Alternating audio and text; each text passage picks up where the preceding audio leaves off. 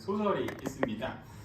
이 소설을 보신 분도 계시겠지만 혹시 못 보신 분들을 위해서 조금 잠깐 이렇게 말씀을 드리면 이 소설의 내용은 그렇습니다. 편의점을 운영하시는 분이 예전에 역사 과목 교사를 하셨던 그런 분이 은퇴를 하고 남편이 유산으로 준 그 돈으로 편의점을 이렇게 새로 차려서 시작을 하게 됩니다. 근데 이 편의점은 계속해서 그 경영난에 허덕이는 그런 편의점입니다. 주변에서는 이 편의점을 이제 그만둬라 라고 얘기도 합니다. 그런데 이 여자 사장님께서 계속해서 편의점을 운영했던 이유 중에 하나가 바로 이 편의점을 통해서 일하는 세 사람들이 생계를 이어나갈 수 있기 때문에 적자가 생길지라도 편의점을 계속해서 운영을 하고 있었죠. 당신은 교사로서 연금이 나오기 때문에 자신의 생계와는 관계없이 그 직원들의 삶을 위해서 계속해서 이 편의점을 운영을 하고 있습니다. 근데 이 여 사장님은 참으로 성품이 좋으신 분입니다. 자신의 욕심을 위하여 살지 않고 이 편의점을 운영하는 것처럼 주변에도 많은 이 덕을 베풀었던 그런 사장님이셨습니다. 그래서 이 편의점에서 일을 하고 있는 사람들이 어떤 사람이냐면 친근하게도 교회 동생분을 하나 이렇게 운영하도록 이렇게 하고 있고, 또 한 사람은 오랫동안 취업 준비를 하는 그런 사람, 그리고 또 재밌는 게 무엇이냐면 지하철에서 노숙을 하던 노숙인을 데려다가 씻겨서 잘 냄새도 안 나게 잘 씻겨서 이 편의점에서 일을 하게 함으로써 사회에 적응하고 생활할 수 있도록 만들어 주었습니다. 여러분들도 한번 생각해 보세요. 여러분들이라면 노숙인을 갖다가 내 사업체에 데리고 와서 사용을 할 수 있는 사람이 어디가 있겠습니까? 이러한 모습을 통해서 이 사장님의 성품을 우리가 알 수 있습니다. 그래서 그곳에서 일하는 직원들은 이 사장님을 존경합니다. 그래서 이 편의점을 떠나고 싶지만 떠나지 않는 그런 직원들이 있을 정도로 사장님을 존경하는 그런 사람들이 있습니다. 그런데 제가 이 소설을 보고서 가장 감동 깊었던 이유가 무엇이냐면 바로 이 사장님이 교회 권사님이세요. 거기 소설에서 쓴 묘사한 이 사장님이 교회 권사님이십니다. 그래서 교회도 열심히 나가시고 봉사도 열심히 하시는 그런 권사님이 이 편의점을 운영을 하고 있죠. 제가 왜 이게 너무나도 기뻤냐면은 요새 그 교회에 대해서 욕하는 사람들도 많고 뭐 소설에서도 교회 장로님이니 권사님이니 이렇게 기록 쓴 걸 보면은 좋게 묘사를 하는 것을 별로 볼 수가 없었는데 이 권사님은 정말 선한 캐릭터입니다. 그래서 주변에 선한 영향력도 많이 베풀었던 사람이고 존경도 많이 받는 그런 사장님이셨습니다. 그리고 또 이 작가가 이제 저는 잘 보지 않는 방송이지만 저희 아내가 어느 때 갑자기 이야기를 하더라고요. 불편한 편의점을 쓴 이 김호연 작가가 새롭게 하소서에 나왔대. 이것을 보더라도 이 작가가 기독교인으로서 기독교 정신으로서 이 소설을 썼다라고 이렇게 생각이 듭니다. 여러분들은 이 소설 속의 주인공이 비록 소설 속의 주인공이지만 선한 영향력을 베푸는 그런 그리스도인의 모습을 보면서 여러분들은 어떤 생각을 하십니까? 그리고 여러분들의 삶에서 여러분들은 어떠한 모습으로 살고 계십니까? 한번 생각해보는 시간을 가졌으면 좋겠습니다. 나는 주변에 아니면 내 주변에 가까운 내 가족들에게 나는 존경받는 사람인가? 아니면 누가 나를 볼 때 저 사람은 예수님의 모습을 보여주는 사람인가? 이런 것들도 우리가 한번 생각해 볼 필요가 있습니다.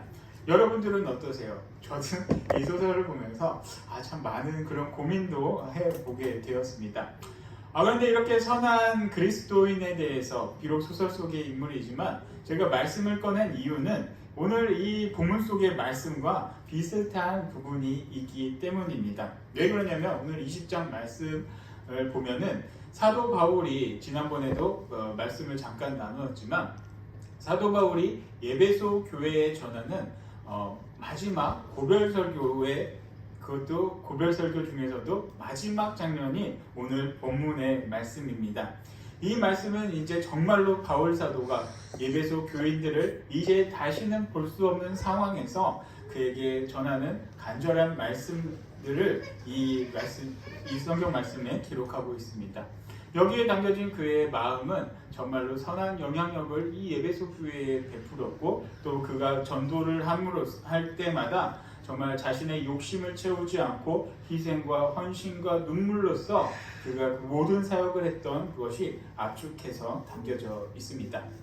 여러분들도 한번 이 시간 잠깐만 한번 생각해 보세요. 내가 누군가를 만나면서 내가 정말 한 3년, 4년, 5년, 6년, 한 10년 동안 가까이 지낸 사람이 있는데 이제 그 사람을 다시는 못 본다고 하면은 어떤 이야기를 여러분들은 전해주고 싶겠습니까? 어떠세요?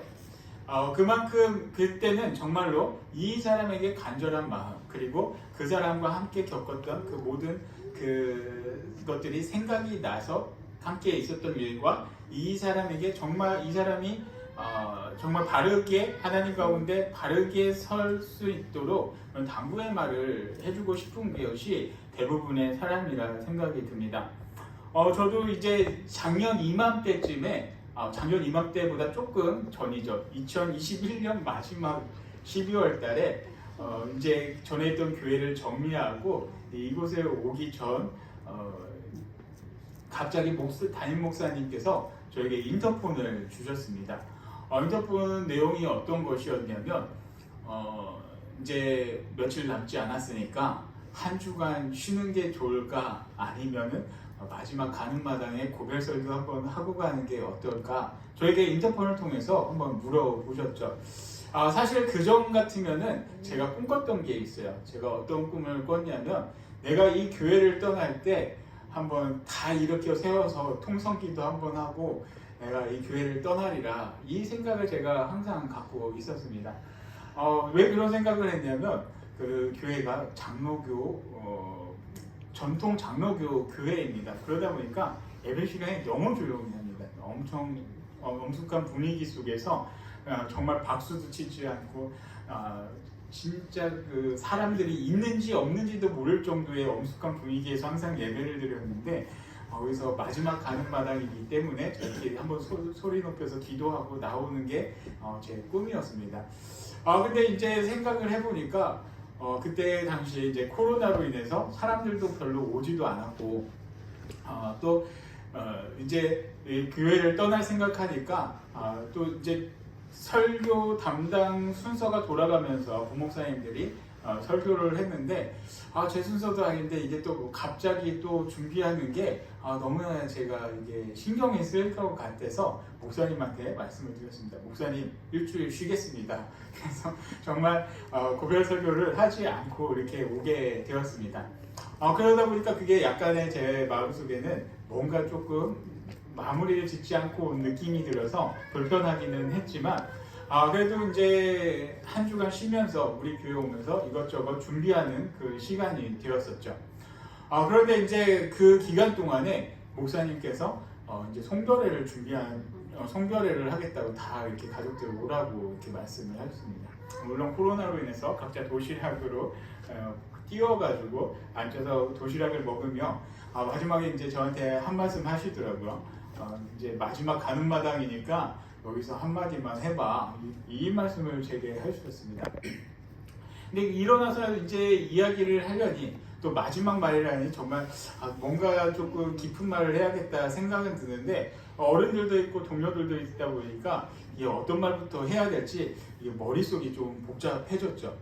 그런데 이제 6년간의 사역을 정리하면서 그래도 그 교회에서 가장 많이 있었던 일은 제가 담임 목사님한테 혼났던 일이에요. 근데 사실 혼났다고 하더라도 엄청나게 많이 혼나진 않았습니다. 한 1년에 한두 번 정도 이렇게 혼이 났는데 크게 혼났죠. 막 1시간씩 끌려가서 막 그렇게 혼났는데 그렇게 혼나다 보니까 제가 성격이 조금 대범한 성격이 아니라 이게 굉장히 오래 가요. 이렇게 오래 가다 보니까 이제 그 기억들이 많이 남아 있었죠.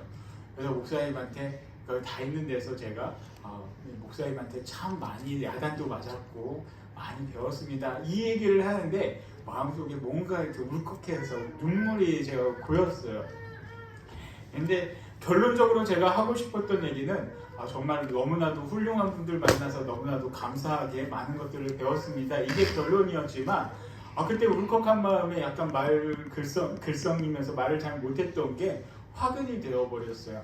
왜 그러냐면 그 모습을 사모님께서 보시고서 집에 가셔서 담임 목사님을 엄청나게 이렇게 쪼으셨다고 해요. 왜 부목사를 그렇게 야단을 쳐가지고 저기서 저 자리에서 울게까지 만드냐고. 그래서 제가 이제 나오면서도 그 얘기를 이렇게 몇 번씩 목사님을 통해서 듣게 되었습니다. 그렇습니다. 마지막 말을 정리를 할 때 어떤 말을 가장 먼저 하겠습니까? 함께 있었던 추억들, 함께 있었던 기억들을 이야기를 하고 저는 물론 거기서 저보다 한참 어른들이 많이 계셨기 때문에 당부의 말을 할 수는 없었지만 감사하다는 말씀을 드릴 수밖에 없었지만 사도 바울의 입장에서 보면은 그 3년 6개월의 사역을 정리하고 이제 다시는 마지막이기 때문에 볼 수 없는 이 예배소 교인들에게 어른으로서 이 교회가 어떻게 성장하고 너희들이 사랑하는 이 주님의 자녀들이 어떻게 이 교회에서 신앙생활을 해야 될지에 대한 당부의 말을 이 바울이 이곳에서 전했습니다. 그 말씀은 이렇습니다. 그가 어떻게 이 교회에서 예배소 교회를 섬기고 여기서 사역을 했는지 바로 33절 말씀부터 보겠습니다. 이렇게 말씀을 기록하고 있습니다. 내가 아무의 은이나 금이나 의복을 탐내지 아니하였고 또 여러분이 아는 바와 같이 이 손으로 나와 내 동행들이 쓰는 것을 충당하여 범사에 여러분에게 모본을 보여준 바와 같이 수고하여 약한 사람들을 돕고 또 주 예수께서 친히 말씀하신 바 주는 것이 받는 것보다 복이 있다 하심을 기억하여야 할지니라. 이렇게 기록을 하고 있죠.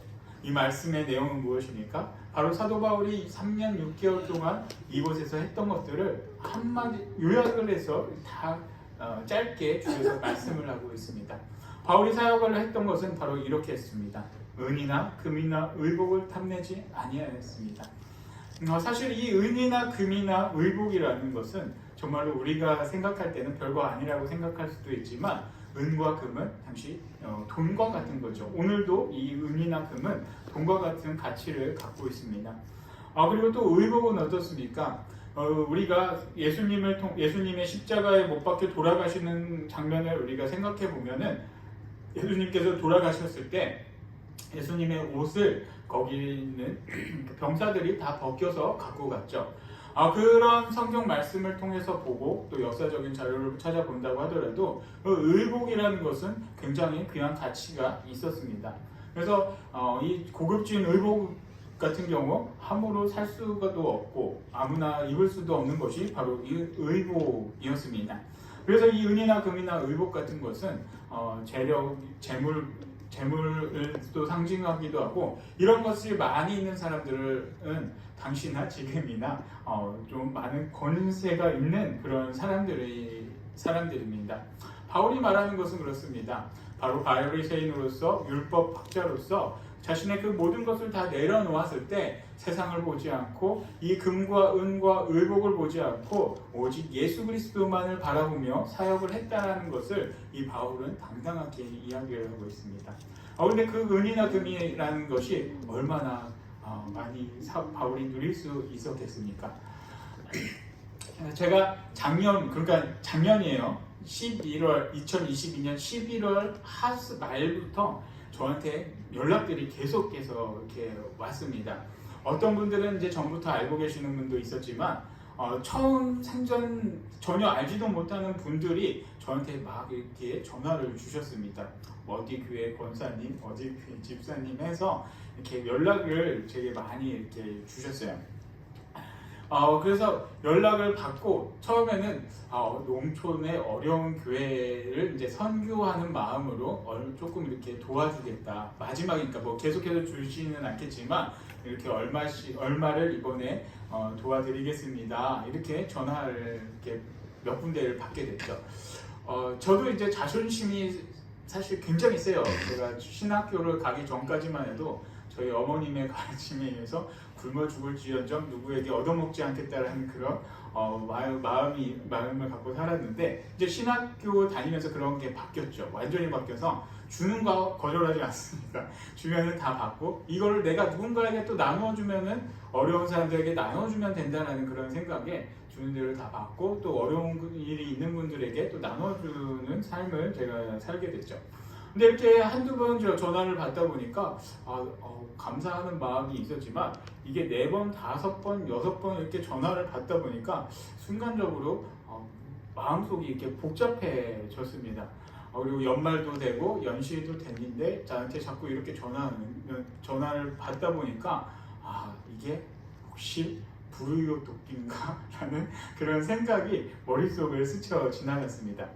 물론 그분들이 저에게 이렇게 보내주신 거는 불우이웃 돕기보다는 어렵고 힘든 교회에 정말 힘이 됐으면 하는 마음에 이렇게 도와주셨으리라 확신합니다. 왜 그러냐면 자신의 돈을 이렇게 얼마라도 내놓는다는 게 정말 쉬운 일이 아니에요. 돈 10,000원이라도 이렇게 모르는 사람한테 준다라는 것이 정말 쉬운 일이 아닌데 정말 교회를 사랑하고 예수님을 사랑하는 마음이 있었기 때문에 어렵고 힘든 교회에 이렇게 보내주셨으리라 생각이 드는데 계속 그런 전화를 받다 보니까 잠깐 이렇게 고민이 되었던 때가 있습니다. 근데 그렇게 그 액수가 이게 적으면 적다고 할 수도 있지만 이렇게 몇 사람들한테 받다 보니까 그렇게 적은 돈이 아니죠. 그런데 이제 여기서 사도 바울을 보면은 어떻겠습니까? 저 같은 이 농촌교회 목회자도 이렇게 후원금이 들어오게 되는데 사도 바울 같은 경우는 당대 최고의 학자로서 또 말씀을 전했던 큰 어른이고 교회의 큰 사도 대장급 때는 우리가 살고 있는 이 교회로 말하면은 총회장님 정도 되는 그런 분이 사도 바울이었습니다. 아무리 교회가 어렵다고 하더라도 이 사도 바울을 따르는 사람이 분명히 많이 있었다라는 것이죠. 하물며 저보다야 훨씬 더 많은 사람이 이 바울을 존경하며 따를 수밖에 없었습니다. 그런데 바울을 따랐던 사람들이 다 힘들고 없는 사람들만 있었던 것이 아니라 이 사도행전을 통해서 우리가 알 수 있는 그런 부자들도 많이 있습니다. 브리스길라와 아굴라를 비롯하여 그리고 빌립보 교회를 개척했던 루디아가 또 그렇습니다. 큰 불을 거느렸던 사람이었고 또 이 빌립보 교회 같은 경우는 바울의 마지막 날까지도 계속해서 바울을 후원했었던 그런 교회입니다. 그게 루디아와 이런 큰 부자들도 바울과 같이 끝까지 함께 사역을 마쳤던 그런 사람들이 있었습니다. 그런데 이런 사람들이 함께 계속해서 사역을 하고 있었던 바울인데 이 바울이 많은 그 금과 은을 보면 혹시 욕심이 나지 않았겠습니까? 저에게 많은 유혹들이 있을 수밖에 없었습니다. 그러나 바울은 당당하게 이야기를 합니다. 내가 전혀 욕심을 내지 않았다.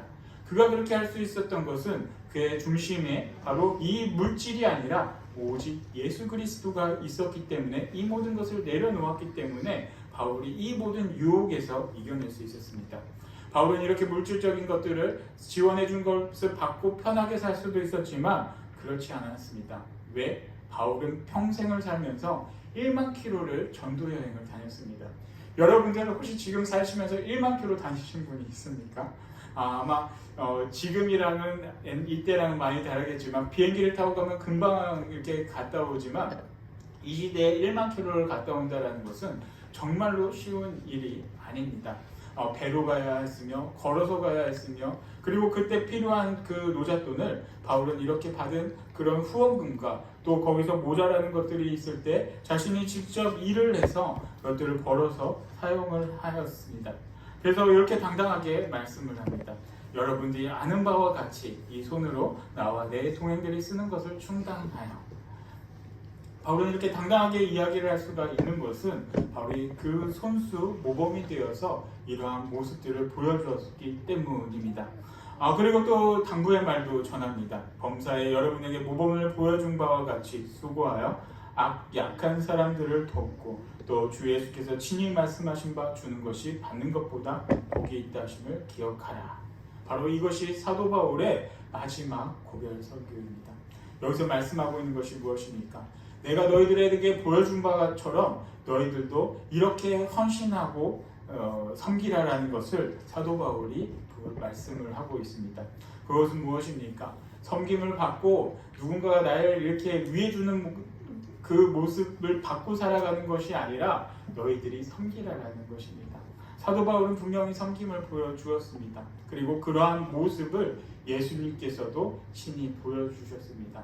예수님께서는 정말 이 땅에 오실 이유가 전혀 없으신 분입니다. 사람의 몸을 입지 않으셔도 되는 분입니다.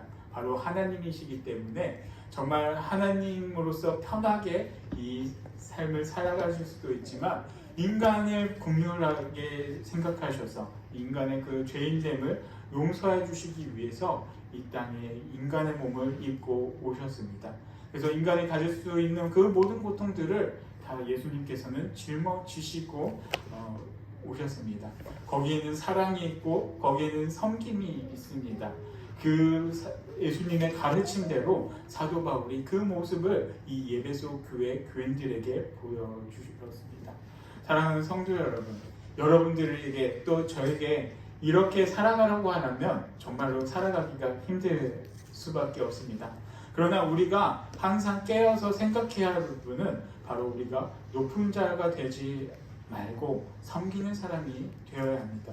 그 말씀처럼 오늘 주신 이 말씀처럼 높은 데에 올라가기 위해서 애쓰는 사람이 되지 않고 섬기는 사람이 되어서 예수님의 사랑을 나눠주고 이 바울의 가르침을 또한 나눠줌으로써 여러분들이 이 나라 가운데 이 지역 가운데 신촌 지역 가운데 정말 칭찬받는 사람, 정말 참된 그리스도인으로서 선한 영향력을 끼칠 수 있는 그런 모든 우리 성도님들이 되기를 축복합니다.